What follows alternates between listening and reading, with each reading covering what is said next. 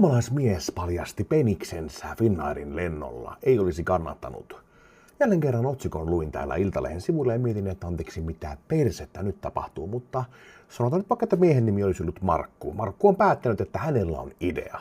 Finnairin lento Kreikan Haniasta oli juuri laskeutumassa Helsinki-Vantaan lentoasemalle perjantai vastaisena yönä 27. syyskuuta 2024.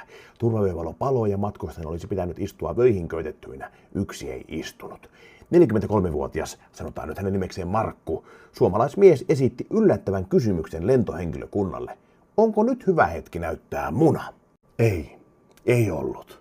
Lentohenkilöstö kielsi miestä esittelemästä elintä ja kehotti tätä istumaan alas. Markku ei totellut.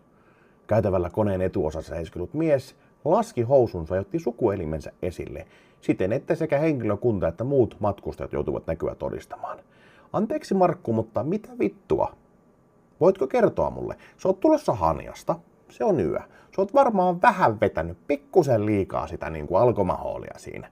Mutta missä kohtaa siellä aivoissa on ollut semmonen, että hetkinen. Vai että turvavyöt pitäisi olla kiinni.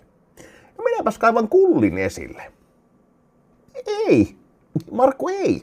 Älä tee näin. Myöskään muut. Älkää tehkö näin. Eli jatkossa, jos näette turvavyön merkkivalot palaa, niin älkää näyttäkö kullia. Muutenkaan, vaikka ei olisi turvavyön merkkivaloa, niin älkää näyttäkö kullia kellekään. Vittu!